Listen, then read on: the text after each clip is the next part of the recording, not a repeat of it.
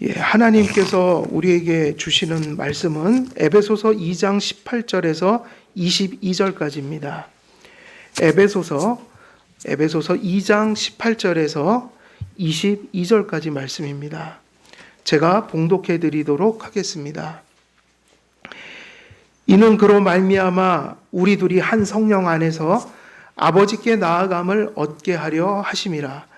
그러므로 이제부터 너희는 외인도 아니요 나그네도 아니요 오직 성도들과 동일한 시민이요 하나님의 권속이라. 너희는 사도들과 선지자들의 터 위에 세우심을 입은 자라.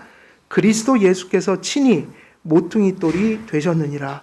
그의 안에서 건물마다 서로 연결하여 주 안에서 성전이 되어가고 너희도 성령 안에서 하나님이 거하실 처소가 되기 위하여 그리스도 예수 안에서 함께 지어져 가느니라. 아멘.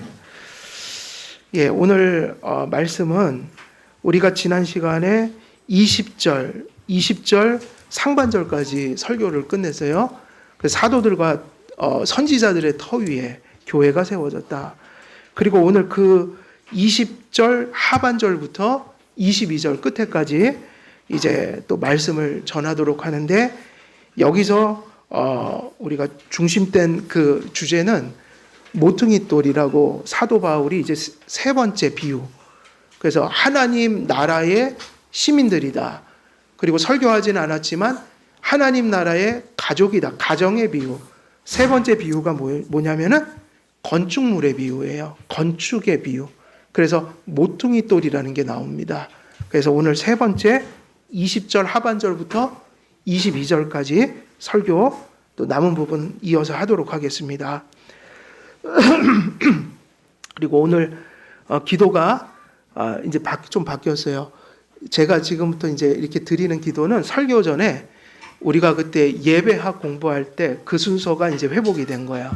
이유는 뭐냐면 장로님이 이제 세워졌기 때문에 목양의 기도로 알고 있는 게 이제 도고의 기도로서 장로님이 설교 마치면 하실 거고, 이제 제가 하는 기도는 조명의 기도로서 하나님 말씀 성도님들이 깨닫게 해주시고 목사가 바르게 설교하게 해달라고 조명의 기도라고 해서 일루미네이션. 그리고 이제 우리 장로님이 하시는 기도는 목양 전반에 대한 설교 끝나면은 인터세션 그래갖고 도고의 기도라고 우리가 이제 이렇게 나눠서 하는데, 이제 좀 바뀐 거예요. 그렇게 인지를 하시면 될 것 같습니다. 이제 제 자리를 찾아온 거죠. 자, 그래서 오늘 말씀 전하면 모퉁이 돌 되신 그리스도.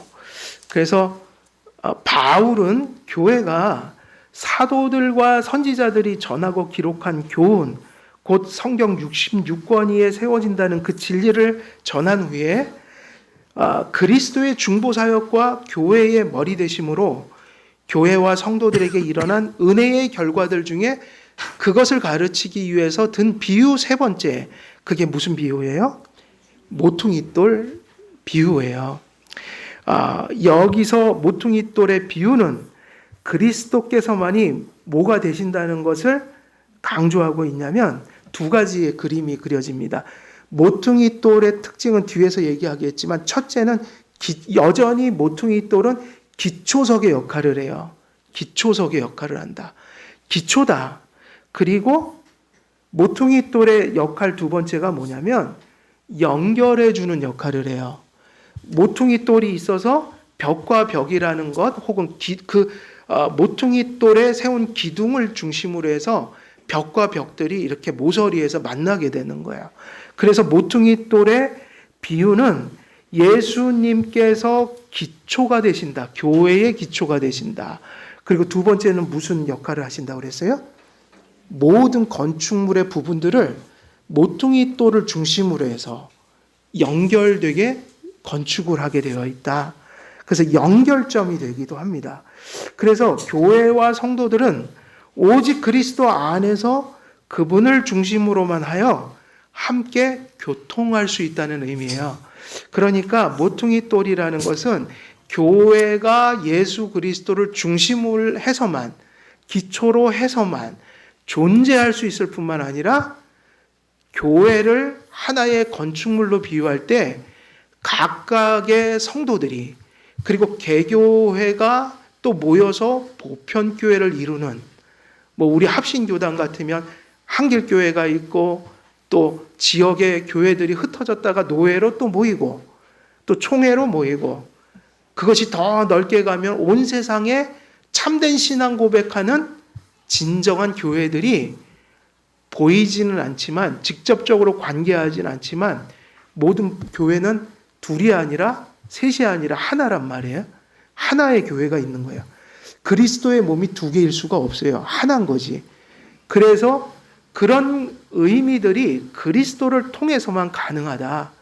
교회의 존립이 그리스도께 있고 교회의 교통이 성도의 교제가 교회의 연합이 예수 그리스도를 떠나서 있을 수가 없다. 이 얘기를 하고 있는 겁니다. 그래서 교회는 예수 그리스도를 떠나는 순간 어떻게 되겠어요? 존재할 수가 없죠? 허물어지는 거예요. 예수님을 떠나는 순간 교회는 허물어지는 거예요.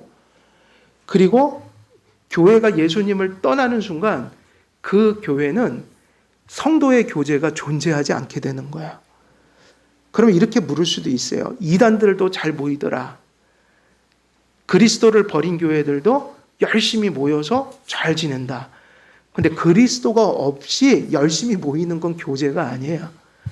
참된 신앙 고백을 가지고 모이고 예수님에 대한 진리를 소유한 자들이 그 진리 때문에 모이는 게 성도의 교제란 말이에요.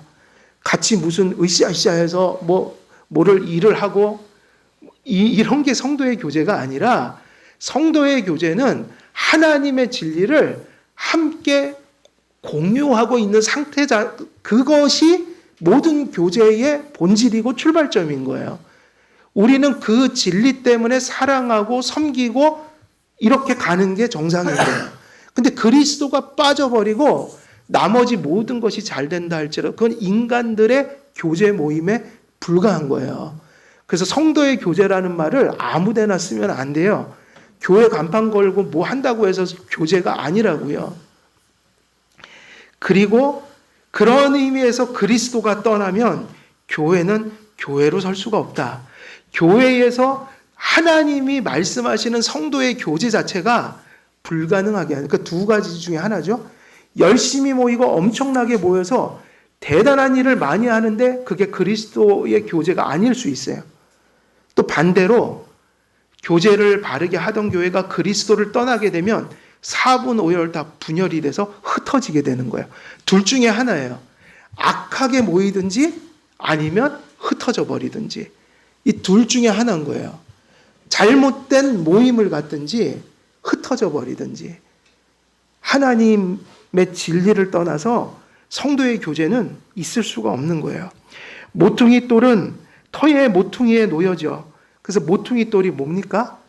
이거는 한옥질 때 보통 많이 보게 되는 거예요. 한옥질 때. 그래서 한옥질 때 보면 털을 이렇게 닦아 놓잖아요. 거기다 뭐를 놓죠? 주춧돌을 놓죠. 근데 어디다 놔요? 이게 내 모퉁이에다 놓고 거기다 기둥 세우고 거기에 이제 벽을 잇고 이런단 말이에요. 그러니까 일종의 모퉁이 돌이라는 것은 모서리에 놓는 기초석들이에요.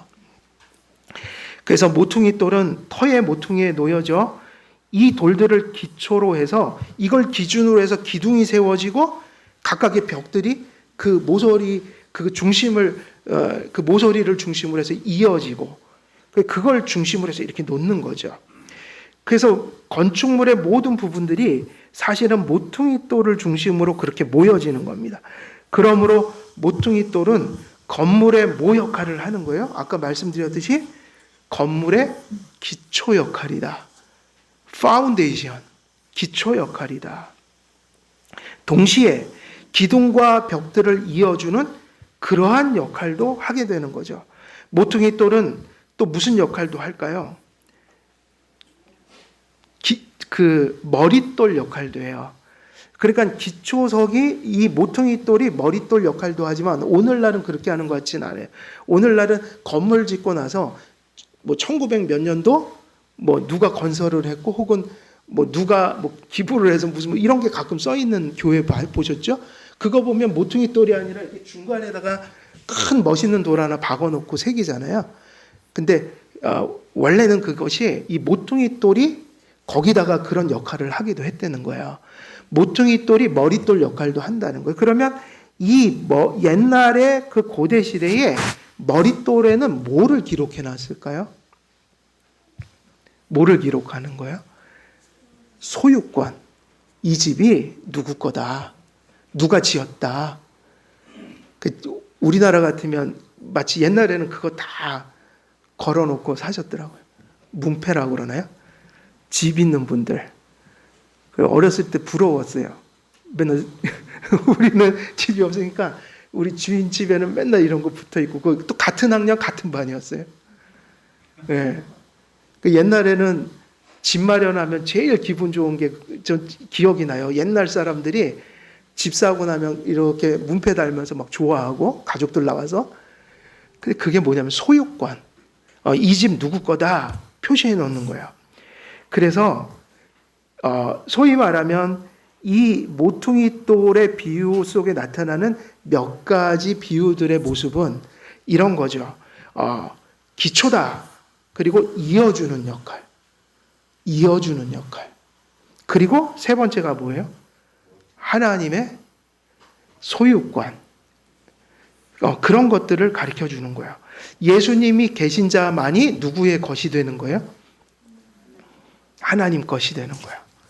예수님을 믿는 자들만이, 예수님 안에서 회개한 사람들만이, 예수님을 가슴속에 모신 자들만이 누구의 소유가 되는 거예요?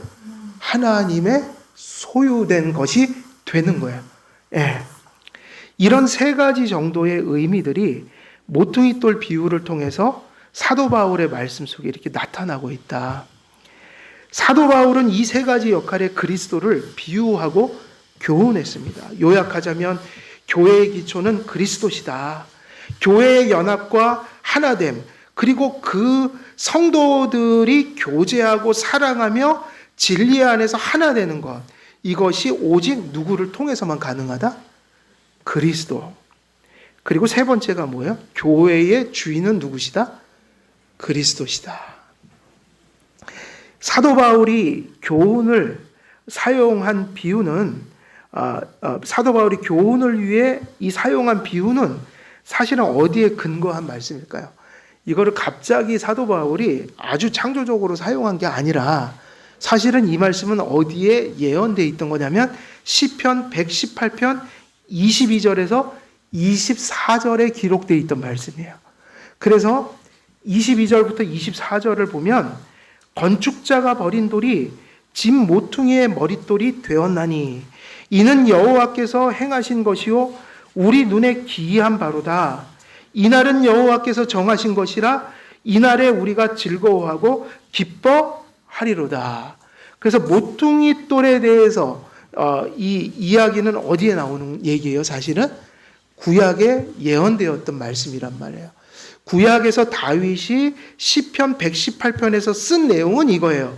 건축자가 버렸는데 그 쓸모없다고 버린 돌이 건물의 기초와 연결점과 소유를 나타내는 모퉁이 돌이 되어버렸다. 어찌 보면 건축물에 있어서 가장 중요한 돌이 되었다는 거예요. 다윗이 누구를 바라본 걸까요? 예수 그리스도를 예언한 구절이라고요.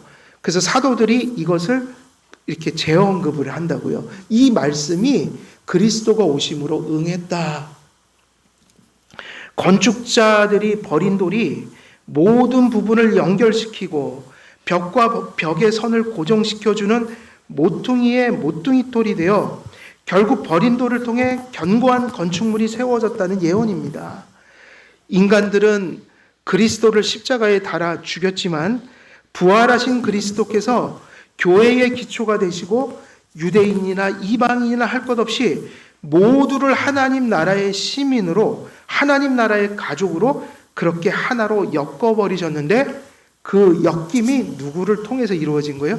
그리스도라는 모퉁이 돌을 통해 이것이 성취되었다. 이 예언은 정확히 그리스도 안에서 성취되었어요. 사도 바울은 성취된 구속 경륜 안에서 모퉁이 돌의 그리스도를 비유하고 있는 것이에요.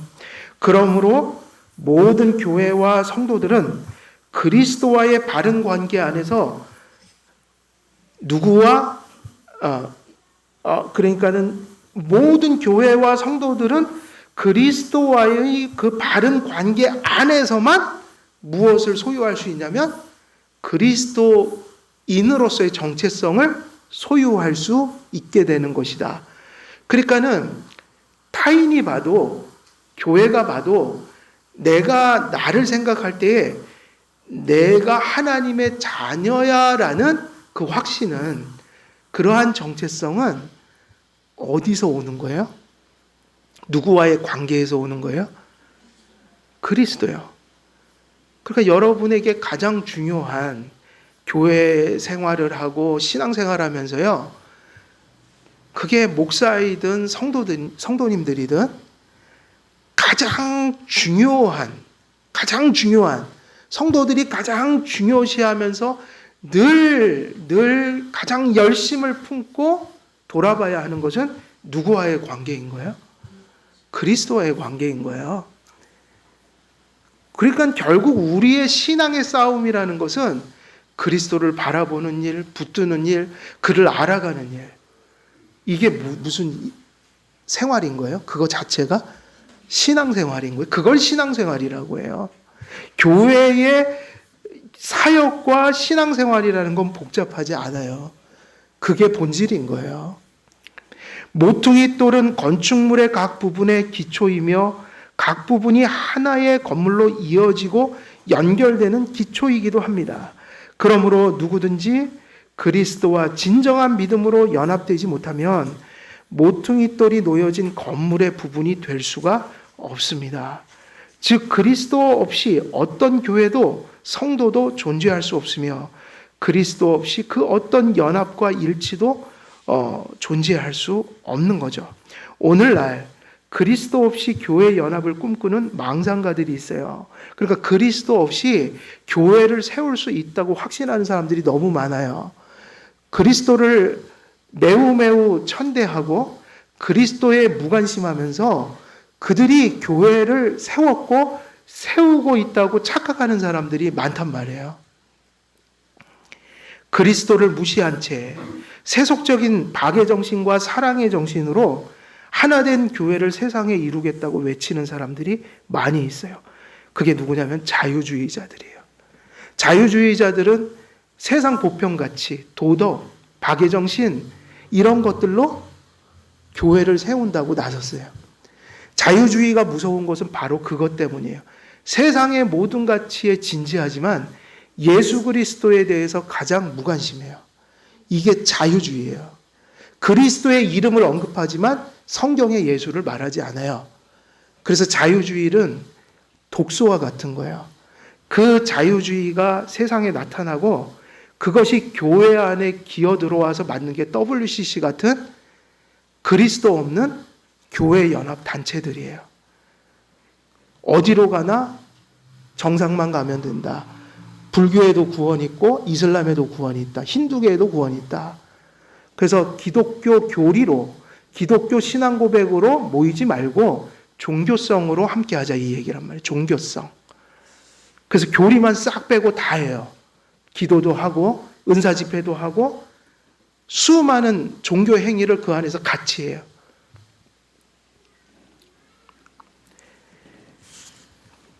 이들은 사랑은 외치지만 그리스도에 대한 성경의 진리와 교리를 부정하거나 무시합니다. 왜냐하면 그리스도 없는 연합을 꿈꾸기 때문에 그리스도에 대한 성경적 진리와 교리를 배제하려는 것입니다. 교리는 참과 거짓을 드러내기 때문에 이러한 잣대를 없앰으로 기준 없이 진리 없이 하나됨을 추구할 수 있기 때문에 저들이 교리만 빼고 다 할 수 있다고 믿는 거예요. 그리고 그리스도 없이 모든 것에 열심을 품고 나가면서 스스로 교회를 세워간다라고 이야기해요.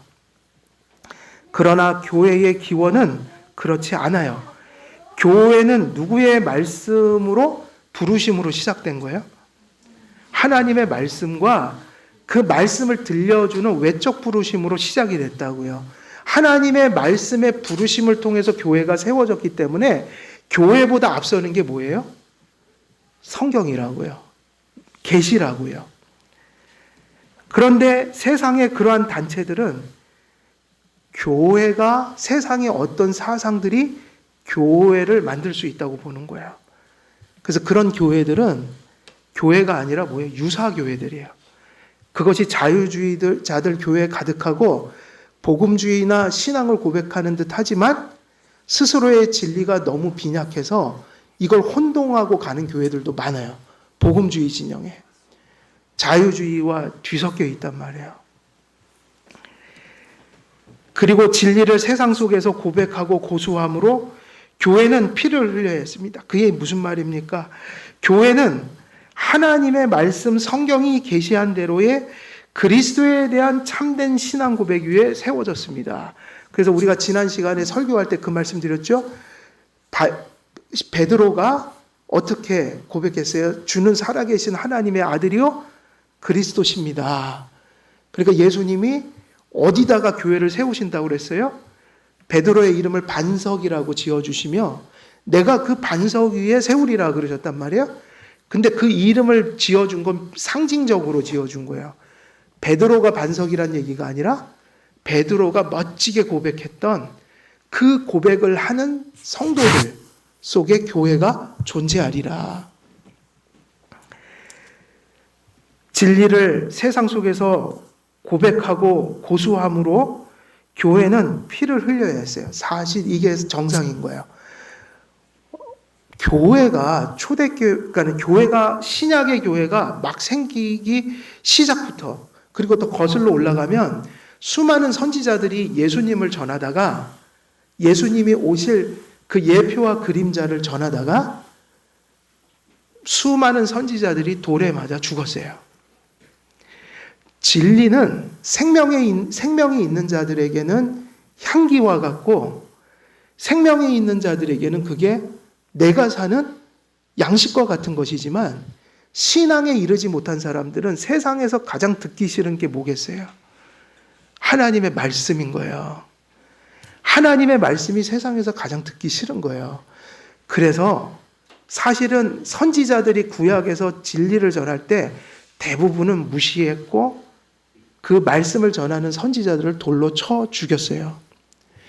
예수님이 오셨을 때도 하등의 차이가 없었어요. 예수님은 십자가에 달려 죽으셨고 사람들이 십자가에 달아 죽였다고요. 왜 달아 죽였어요? 예수님의 말씀이 싫었던 거예요. 스데반이 예수님 전하다가 돌에 맞아 죽었고요. 초대교회 때 수많은 사람들이 죽었어요. 왜 죽었나요? 왜 죽었나요? 진리를 고수했기 때문이에요. 진리를 고백했기 때문이에요.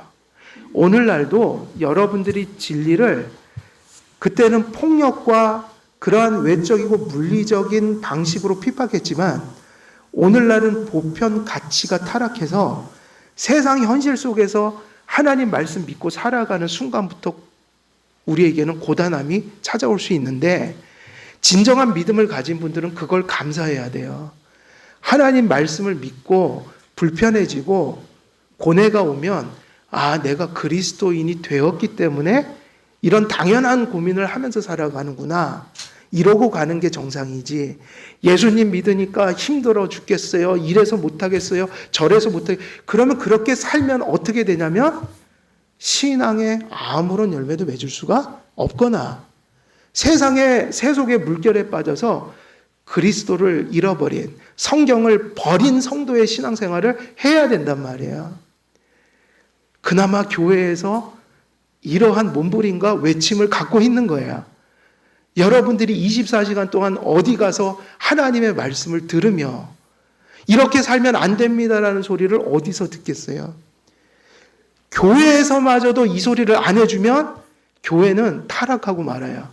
세속화돼서 복음이 질식이 돼서 더 이상 복음 없는 교회가 될 확률이 높아요. 하나님 말씀 때문에 힘든 거는 복입니다. 억지로 어려움을 찾아서 힘들다는 얘기가 아니라 우리가 최소한의 신앙생활을 하기 위해서 지킬 것은 지키고 살아야 한다. 세상이 저렇게 급물살을 타고 세속화됐는데 어찌 말씀을 믿고 괴롭지 않겠냔 말이에요. 괴로운 게 당연한 거죠. 그건 이상한 게 아닙니다, 여러분. 그건 우리가 잘못돼서 그런 게 아니에요. 되게 당연한 결과예요. 세속과 말씀이 우리 속에 말씀이 들어왔기 때문에 충돌하고 있는 거라고요. 그러면 그거는 지극히 당연한 현상이에요. 오히려 어떻게 해야 되죠? 감사해야 되죠. 감사해야 되죠. 생명이 없고 믿음이 없으면 세상처럼 좋고 편한 곳이 어디 있습니까? 그나마 말씀이 우리 안에 있어서 이런 길은 아니구나. 이건 아닌 것 같은데 이렇게 살아도 될까? 그거는 말씀이 있기 때문에 나타나는 현상 아니겠어요? 물결을 거슬러 올라가면 물살의 세기와 압력을 느끼는 게 정상 아니에요? 그러니까 그것이 우리는 감사가 되고 당연한 일이 되어야 해요. 그거는 당연한 겁니다. 근데 사실 우리가 지금 겪고 있는 일이 또 그렇다고 대단한 핍박을 받고 있는 것도 아니에요. 어느 시대보다도 자유롭고 좋은 환경 속에서 신앙생활을 하고 있어요. 왜냐? 종교의 자유가 주어져 있으니까. 우리 자신만 흔들리지 않으면 얼마든지 신앙생활을 할 수 있는 시대 속에 살고 있어요.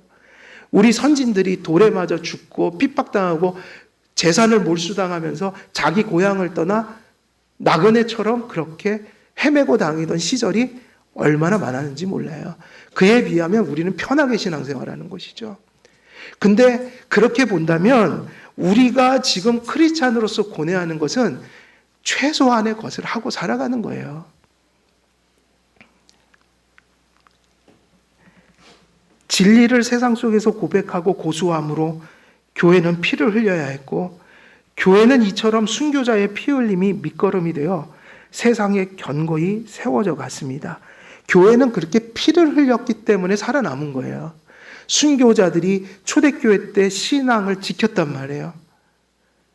6.25 때 공산주의의 물결이 밀려왔을 때 유물론이잖아요. 사회주의 사상은 애초에 그렇게 시작이 되었어요.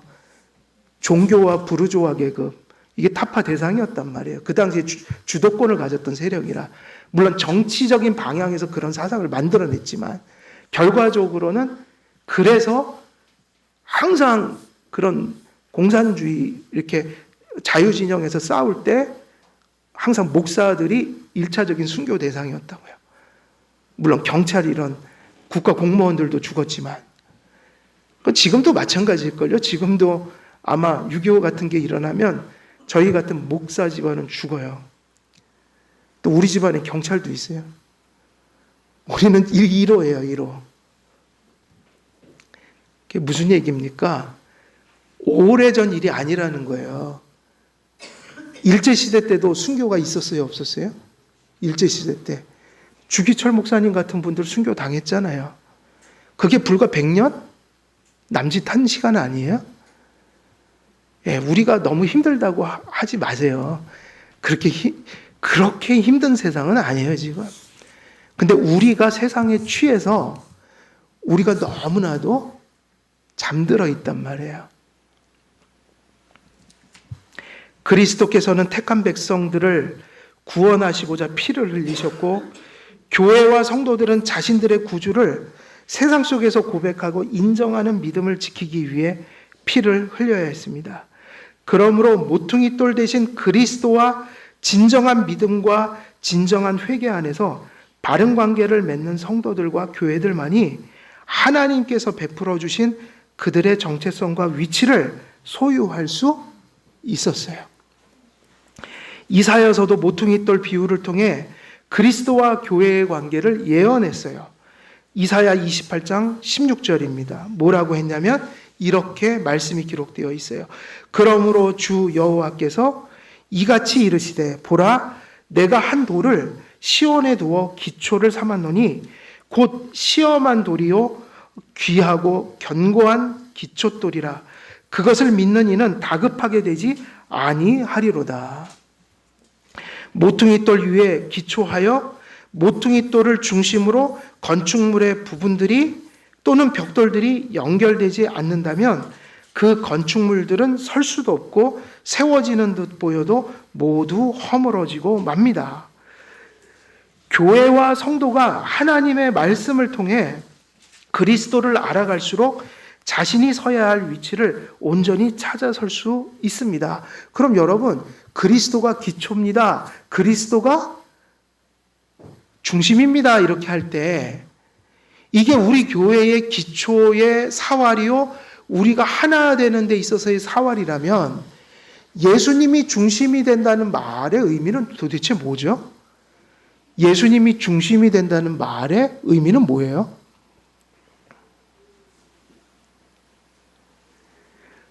예수님 주여 주여 부르고 맨날 그러면 예수님 중심으로 사는 겁니까? 지금 교회들이 그러고 앉아 있어요. 통성기도하자고 그러고 주여 주여, 교회에서는 계속 그러면서 예수님은 가르치질 않아요. 그게 무슨, 내가 이게 증거가 있습니다. 그 짓을 하면서 웨스트민스터 신앙 고백서가 뭔지를 몰라요, 성도들이. 타교단을 얘기하는 게 아닙니다. 장로교회를 얘기하는 거예요. 타교단은 몰라요. 거기는 그분들이 알아서 하실 일이고 장로교회가 그러고 있다는 거예요. 제가 장로 교육하면서 한편으로는 너무 감사했고 한편으로는 또 많이 걱정했어요. 우리 교회는 3년 동안 공부하셨거든요. 근데 그곳에서 함께 공부하는 장로 피택을 받은 분들이 오셔서 웨스트민스터 신앙 고백서를 처음 봤다는 거예요. 세상에 목사님이 나오셔갖고 그런 거를 왜 가르치냐요. 그게 어렵대요. 목사님이 나오셔서 그래요. 여러분, 그게 뭐냐면 제가 우리 교회에서 설교한 거를 또 쉽게 추려갖고 교재 만들어서 장로 교육했습니다. 이런 시대가 된 거예요. 장로교회에서 장로님 될 분들을 웨스트민스터 신앙 소요리 문답, 그것도 신앙 고백서 아니에요. 소요리 문답을 장로 교육했다고 목사님이 나오셔갖고 이렇게 어려운 거 가르친다고 항의를 하는 거예요. 노회 시간에. 근데 제가 노회를 지금 여기 개척하고 와서 지금 7년 됐거든요. 한 번도 발언한 적 없어요. 노회 저 잘 안 나가요. 앞에. 그날 나가서 얘기했어요. 목사님, 여러분, 장로가 뭐 하는 위치입니까? 교회에서 교리적 문제가 일어나고 도덕적 문제가 일어나면 그 사람들을 치리하는 치리회의 요원입니다. 교리를 모르는데 어떻게 장로를 합니까? 제가 장로 교육하는데 장로가 치리자인 걸 모르는 장로도 있더라고요. 그리고 최초로 제가 처음 발언 한번 하고 나왔어요. 이게 있을 수 없는 일이에요. 여러분, 주여 주여 외친다고 그게 예수님 중심으로 사는 게 아니라 예수님을 알라는 얘기예요. 똑바로. 그것도 여러분의 그 부패한 본성으로 내가 체험한 예수 얘기하라는 게 아니라요. 하나님의 말씀과 참된 신앙 고백 속에서 진리의 말씀을 통해서 예수님이 누구신지, 그분이 무슨 일을 하셨는지, 그게 나와 무슨 상관이 있는지, 그 하나님과 내가 관계할 때 그분이 이제 구원받은 당신의 자녀들을, 그 자녀들이 어떻게 살아가길 바라는지 그 뜻을 어디서 발견하고 살아가라는 얘기예요. 말씀에서. 우리들이 가르치는 신앙 고백들 속에서, 역사적인 가르침 속에서, 역사적인 해석들 속에서 가장 안전하고 가장 검증된 분명한 진리들을, 순수한 진리들을 통해서 우리가 하나님을 알아가야 한다. 그래서 모퉁이 돌 대신 그리스도와 멀어질수록 교회와 성도는 자신이 설 위치와 설 자리도 잃게 되고 기초와 중심이 없어져서 결국 이거를 떠난 사람들이 하는 행동이 뭐인 거예요? 이걸 떠난 사람들이 하는 행동이 뭐인 거예요? 이걸 떠나면 뭐가 되냐고요? 그리스도를 떠나가면, 하나님에 대한 분명한 인식을 잃어버리면 일어나는 걸 뭐라고 불러요? 우리는 그것을 방황이라고 부르죠. 방황. 방황은 왜 하냐면 시야에서 그리스도를 잃어버렸기 때문이에요. 어떻게 그리스도와 바른 관계를 맺은 사람이 방황하고 삽니까? 방황할 수 없지요. 방황할 일이 와도 방황하지 않지요. 근데 언제 우리가 방황하고 헤매냐면 그리스도를 아는 일에 문제가 찾아왔을 때 벌어지는 일들이에요. 기초와 중심이 없어지니 비틀거리고 넘어지는 거예요. 이건 교회적 차원에서만 오는 게 아니에요. 우리가 바라봐야 될 그 모퉁이돌을 우리가 벗어나 버릴 때 개인의 자아는 분열돼 버려요. 분열돼 버린다고요. 붕괴돼 버려요. 인생이 망가져 버린다고요. 그걸 뭐라고 불러요? 방황한다. 방황하는 분들은 어서 회개해야 합니다. 그게 정상이 아니니까요. 왜 정상이 아닌 것을 자꾸 정상이라고 얘기해요? 그죠? 방황하는 건 정상이 아니라 회개할 일이잖아요. 정상으로 돌아가야 될 일이잖아요. 그러니까 어서 하나님 말씀으로 돌아가야겠다. 내가 왜 이렇게 흔들리고 정처 없이 헤매고 다닐까? 종교적으로, 도덕적으로 왜 이렇게 벗어나 살아갈까? 말씀으로 돌아가야겠다. 하나님 말씀으로 저를 좀 잡아주옵소서. 고쳐주옵소서. 저를 좀 회개시켜 주옵소서. 이래야 되는 거예요, 지금 방황하는 사람들은. 오늘날은 비정상이 정상이 되어버려갖고 말이 잘 안 통해요. 빨리 깨달아야 돼요. 왜 이럴까? 왜 그러겠어요? 답은 하나지. 예수님을 똑바로 바라보지 않기 때문인 거죠. 사람이 병이 들면 빨리 병원에 가야 합니다. 영혼이 죄로 물들어 버리면 빨리 주님께 돌아가야 돼요. 그게 답이에요. 더 망가지기 전에. 그리스도를 시야에서 잃고 살아가는 인생을 우리는 방황한다고 표현합니다. 그래서 창세기 4절에서 뭐라고 표현되어 있죠? 표류한다. 표류한다. 우리 인생의 기초와 중심이 세워져야 합니다. 우리 인생의 기초와 중심은 언제나 그리스도여야 함을 우리가 망각해서는 안 된다. 모퉁이돌 대신 그리스도를 상실하는 것은 단지 내 자신의 정체성과 위치와 자리를 상실하는 것만을 의미하지는 않아요. 모퉁이돌은 건축물의 모든 부분을 이어주고 연결시키는 기초이기도 하기 때문에 그리스도를 상실한다는 것은 모두 파괴된다는 거예요. 관계가 파괴된다. 가정에서 그리스도와 그 그리스도란 기초와 중심이 분명히 서야 가족들이 신앙 안에서 이렇게 하나가 될 수 있잖아요. 교회도 그리스도께서 기초와 중심이 돼야 우리 교회의 각 지체가 되는 성도들이 사랑하며 진리 안에서 한 신앙을 고백하며 하나 되어 나갈 수가 있는 거죠. 그러니까 그리스도를 상실한 교회는 항상 무엇이 발생하게 돼 있는 거예요? 분열이요.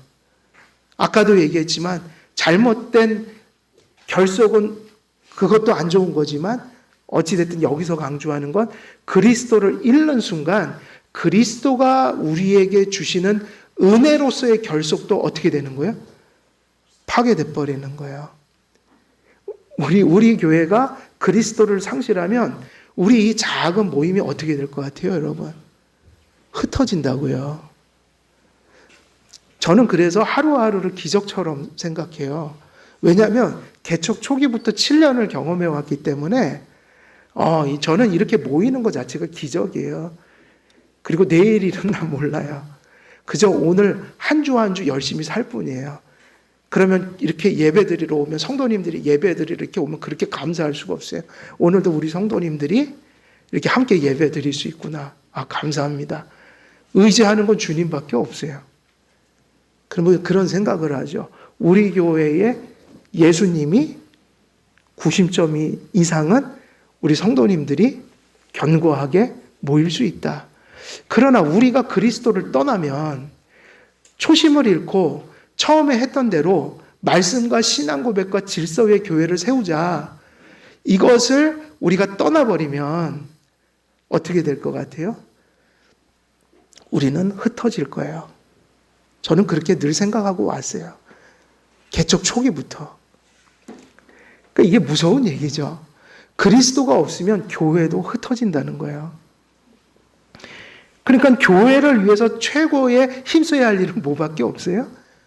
예수 그리스도가 우리의 모퉁이 돌이 되게 하시는 일밖에는 다른 방도가 없다. 교회가 진리 안에서 하나가 되므로 그 하나된 관계 안에서 역사하시는 성령의 은총이 있는데 모퉁이 돌 대신 그리스도께서 성도의 기초요 중심이 되지 못할 때 교회와 교회, 성도와 성도 간의 교통이 상실되는 겁니다. 그래서 우리가 뜨겁게 사랑하고요, 뜨겁게 결속합시다. 그러나 인간적인 것 갖고 하시면 안 돼요. 무슨 얘기인지 아시겠어요? 인간적인 것이 그리스도에 대한 우리가 한 신앙 고백을, 한 성령을, 한 그리스도를 모셨다는 이유로 사랑하는 것보다 다른 이유 때문에 사랑하는 이유가 더 커져버리면 그것은 오래 가지 못합니다. 우리가 옆에 있는 분들을 바라보면서 우리가 무엇 때문에 서로 사랑할까요? 라고 물으면 무엇 때문이어야 돼요? 한 신앙 고백을 소유하고 있기 때문에 우린 뜨겁게 서로 사랑하는 거예요. 그 이유보다 더 큰 이유가 있으면 그것은 인간적인 이유이기 때문에 언젠가는 그것은 문제가 될 수 있어요.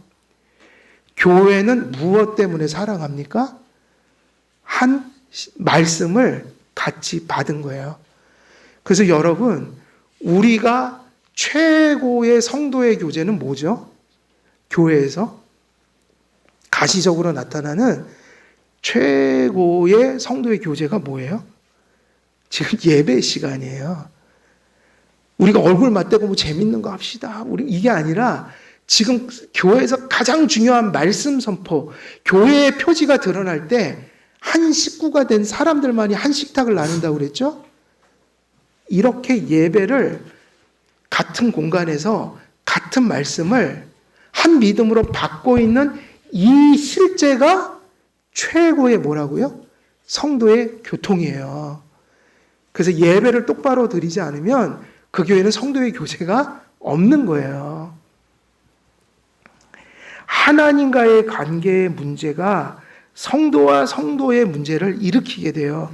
그리스도께서 모퉁이 돌로 교회와 성도의 기초와 중심이 되실 때 교회와 성도들은 일치를 누리고 연합을 누리고 교통을 누리며 그 관계 속에서 성령님의 은총을 누리게 되는 겁니다. 이게 중요한 그러한 내용이고요. 그리고 21절에서 우리가 조금 더 살펴볼 부분이 있어요. 한 5분 남았으니까 조금 더 이어갈게요. 21절에 보면 그의 안에서 건물마다 서로 어떻게 된다고 그랬죠? 지금 드린 말씀이 이 부분이에요. 그 안에서, 예수님 안에서, 예수님에 대한 참된 지식과 믿음 안에서 건물마다 서로 연결하여 주 안에서 성전이 되어가고 그랬어요. 사도 바울은 그리스도 안에서 건물마다 서로 연결하여 주 안에서 성전이 되어간다고 가르치므로 건물마다 연결되는 것도 그리스도 안에서 가능하며 성전이 되어가는 것도 그리스도 안에서 가능하다고 선포합니다. 건물마다라는 말이 나오죠? 건물마다. 그럼 이 말의 의미는 뭘까 할 때 이 표현을 살펴보면 건물이라는 단어에 뭐가 없냐면 정관사가 없어요. 정관사가 없어서 특정한 건물이 아니라 뭐예요? 보편적인 건물 자체를 가리키고 거기다 파스라는 모든 이라는 수식어가 붙어서 건물마다 이렇게 번역이 된 거예요. 그런데 이 건물이라고 할 때 이 건물이라는 말 속에는 그런 의미만 담긴 게 아니라 건물이라는 단어에는 무엇도 들어가 있을까요? 무엇도 들어있어요? 세움이라는 뜻도 들어있어요. 그러니까 건축물이 아니라 건축하는 뭐죠? 건축하는 행위, 그것도 담겨 있어요. 그러니까는 건물만 뜻을 가지고 있는 게 아니라 건축을 하는 행위 자체도 들어있다. 그래서 세움, 이런 뜻입니다. 그래서 이 구절에서 건물마다 서로 연결하여 주 안에서 성전이 되어가고, 이 얘기는 거기서 건물마다라는 얘기는 건물을 세우고 짓는 전체 작업도 표현하고 있다. 그러므로 건물마다는 건축물 자체도 나타내고 건축물이 지어가는 과정 전체도 나타내기 때문에 이 이야기 속에 어떤 의미가 담겨 있냐면, 현재 시제로 연결돼 가고 있는 것도 연결돼 가는 그 작업을 하나님이 해가고 계시고, 성전이 되어 가고 그랬죠. 그 얘기도 뭐예요? 성전이 지어졌는데, 지어졌을 뿐만 아니라 아직 완전히 지어진 게 아니어서 지어져 가느니라. 그건 무슨 얘기냐면, 하나님이 이 땅에 이미 보편교회를 세우셨다. 그러나 지상교회는 완전하다, 완전하지 못하다. 그래서 아직 세워져 가고 있다. 근데 종말론적인 의미이기 때문에 교회가 하나님의 예정 속에 있으니 언젠가는 완전히 지어질 날이 올 것이다. 그래서 여기서 얘기하는 것은 두 가지를 같이 우리에게 주고 있어요. 그게 뭐냐면, 하나는 우리가 아직 완전하지 못해. 그건 무슨 얘기예요? 겸손해야 한다. 그런데 한편으로는 아직은 완전하지 못하고 세상 속에서 지금 가끔은 세상의 그 죄와 마귀와 세상이 짝하여 교회를 흔들 때, 아직 교회는 완전하지 못해서 가끔은 흔들릴 때가 있다. 아까 말씀드린 것처럼 교회도 가끔은 뭐 할 때가 있어요? 방황할 때가 있다. 그런데 절망하지 말라. 소망을 함께 주는 거예요. 그러니까 교회는 어떻게 세워가야 돼요? 지금 시간이 다 돼서 이건 다음 주에 좀 설명을 더 해야 되는데, 일단은 여기까지만 말씀을 드릴게요. 건축물이 세움이라는 의미를 가질 때 종말론적인 의미로 그 말씀을 썼다. 그럼 교회 생활을 한다는 것은 한편으로 어떤 걸 의미하죠? 이 땅에서의 싸움과 같은 거다. 아까도 말씀드렸지만 괴로움이 있어요, 없어요? 있단 말이에요. 어렵단 말이에요. 왜냐? 세상은 죄가 없는 세상이 아니라 죄가 있는데, 교회는 어디에 세워졌으니까요? 하늘에 세워진 게 아니라 지상에 세워졌으니까. 교회는 항상 싸우고 있다. 때로는 고난을 받는다. 시험을 받는다. 그래서 교회는 겸손히 가야 한다. 다 된 게 아니다. 지상교회는 완전하지 않다. 그래서 지난번에 좀 강조했죠. 개혁주의를 주창한다고 해서 아무리 열심히 해도 개혁주의를 표방하는 교회도 완전할 수 있어요, 없어요? 없단 말이에요. 겸손히 가라. 개혁주의를 아무리 대단하게 해도 회개에 하나님의 용서하시는 은혜가 없이는 한 주도 예배드릴 수 없다. 그래서 어떤 마음을 얘기하고 있는 거예요? 지상에 세워진 교회들이 완전치 못하다는 경계의 말씀을 주시면서 한편으로는 겸손하게 가라. 은혜가 계속 필요하다. 지속적으로 필요하다. 성도님들이 말씀을 계속 붙들어야 한다. 한 번 잘 됐다고 자만하지 말라. 끊임없이 용서받으면서 가는 게 교회다. 그런 경계의 말씀, 겸손하라는 훈계. 그런데 그것만 가지고는 지쳐서 살 수가 없는 거야.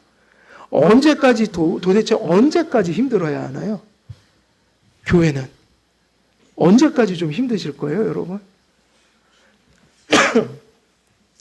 1차적으로는 우리가 죽을 때까지. 두 번째는 뭐죠? 주님이 재림하실 때까지.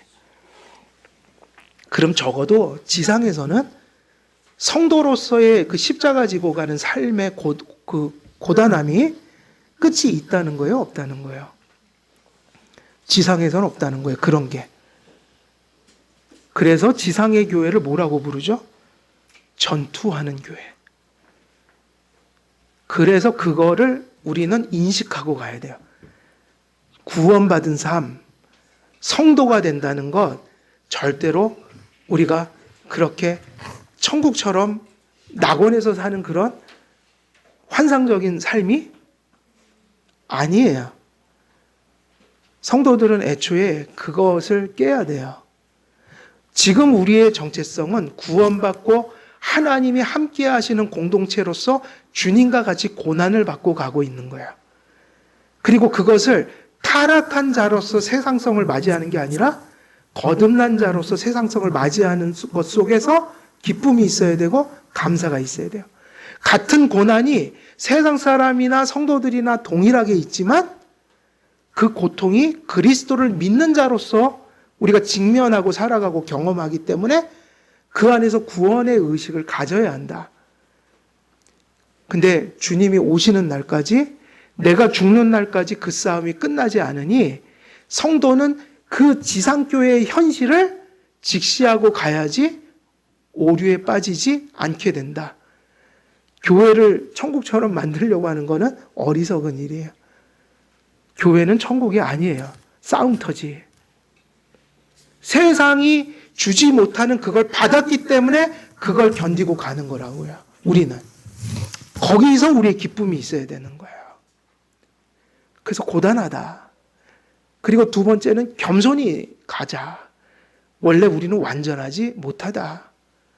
근데 이것이 죽을 때, 주님이 재림하실 때 끝나니 이렇게 말씀하고 끝나면 우리는 힘들어서 못 살죠. 그래서 희망을 주시려고 지어져 가느니라.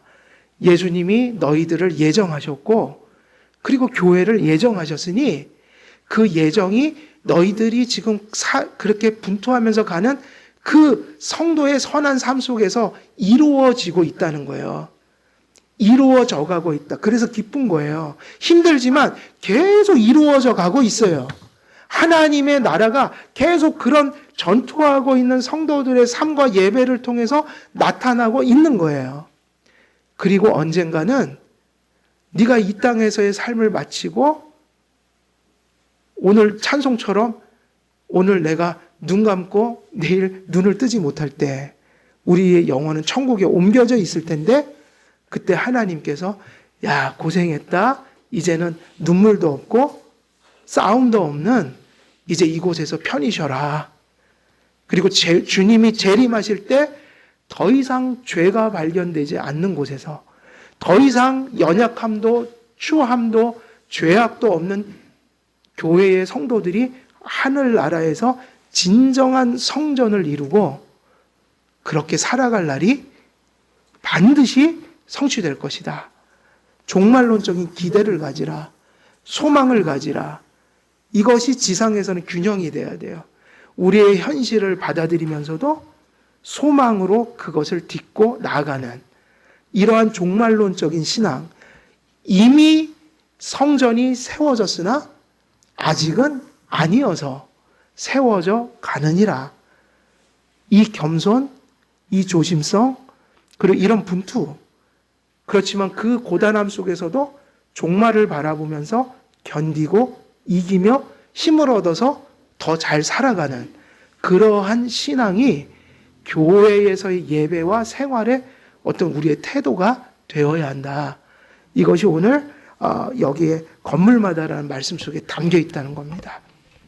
오늘 말씀 여기서 맺도록 하겠습니다. 우리 오늘은 무슨 말씀 전했죠? 무슨 비유죠? 모퉁이 돌 비유. 그래서 정리하면 교회와 성도들의 기초는 예수 그리스도시다. 그리고 교회 성도님들이 한 신앙 고백과 그 사랑 안에서 뜨겁게 연합하고 결합해서 한 몸을 이루는 것. 그리고 또 교회와 교회가 건강한 보편교회를 이루는 것. 그것도 누가 중심이 되는 거예요? 예수님이 연결점이 되어진다. 연합. 연결하시는 분이다. 이 얘기예요. 그리고 마지막에 이제 이 부분을 보면 건축물의 비유가 단지 건축물만 의미하는 것이 아니라 건축하는 행위를 의미하므로 그렇게 해석되어질 때 우리가 지상에서 교회 세우고 또 마지막 때 교회가 완전해지는 그 사이에 성도들이 그 고단한 전투하는 교회로서의 고단함, 그것을 우리가 어떤 소망으로 이겨내야 돼요? 종말론적인 신앙으로 그것을 인내하면서 이겨나가야 한다. 그것을 인식할 때 지금 계속 성취되는 하나님의 종말적 성취를 또한 지금 여기서 현재에 우리가 발견하고 나갈 수 있게 되는 것이다. 그래서 우리 한길교회도 우리 주 예수 그리스도께서만이 이 한길교회의 모퉁이 돌이 되셔서 교회가 건강하게 견고하게 세워질 뿐만 아니라 모든 성도님들이 그리스도를 중심으로 그렇게 연합하고 성도의 교제를 나누는 그런 한길교회 되시기를 우리 주 예수 그리스도의 이름으로 간절히 축원드립니다. 기도하겠습니다. 살아계신 하나님 아버지, 오늘도 모퉁이 돌의 비유를 통하여 사도 바울의 구원적 교훈을 전하였습니다. 사도 바울이 전한 대로 우리 교회에 그리스도께서 모퉁이 돌이 되어 주심으로 우리 교회가 견고히 서가고 그리스도 안에서 하나 될 수 있도록, 그래서 이 땅에서 종말론적인 싸움을 잘 싸우며 하나님이 주신 소명을 잘 감당할 수 있도록 하나님 함께해 주옵소서. 감사드리옵고 우리 주 예수 그리스도의 이름으로 기도드리옵나이다. 아멘. 우리 이 시간은 정철수 장로님